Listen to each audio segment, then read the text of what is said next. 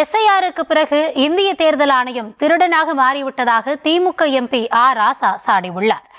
எங்கெல்லாம் நியாயமற்றவர்கள் இருக்க வேண்டுமோ அங்கெல்லாம் திருடர்கள் அமர்ந்திருப்பதாகவும், அந்த திருடர்களின் கூட்டத்திற்கு தலைமை தாங்கும் பெரும் திருடர்கள் பிரதமர் மோடியும் அமித்ஷாவும் தான் எனவும் அவர் காட்டமாக விமர்சித்துள்ளார். இதற்கு முன்னால் நமக்கு இருந்த எதிரிகள், இதற்கு முன்னால் தேர்தல் களத்திலே நம்ம எதிர்த்தவர்கள் இவ்வளவு மோசமானவர்கள் அல்ல, இவ்வளவு அல்ல. தேர்தல் ஆணையம் ஒழுங்காக இருந்தது.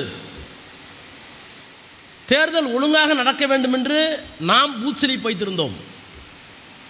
ஆணையம் ஒழுங்காக இருந்தது, ஆணையாளர் ஒழுங்காக இருந்தார். தேர்தல் நடக்க வேண்டும் என்றால் இருக்கின்ற எதிர்க்கட்சிக்காரன் குளறுபடி சவான் கள்ள ஓட்டு போடுவான் என்று கவனமாக இருந்தோம்.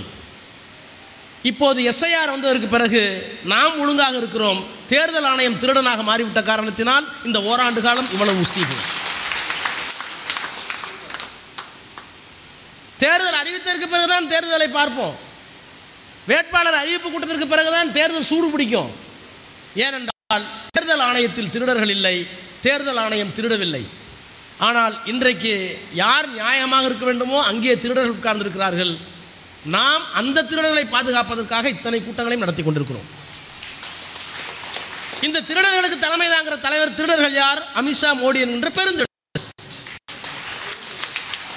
இந்த பெருந்திருடர்களுக்கு முன்னால் நம்முடைய ஜனநாயகத்தை காப்பாற்றுவதற்கு நாம் போராடி கொண்டிருக்கிறோம் என்பதற்காகத்தான் இவ்வளவு சிரமப்பட்டு உங்களிடத்தில் இந்த நிகழ்ச்சியை நடத்தி கொண்டிருக்கிறார்.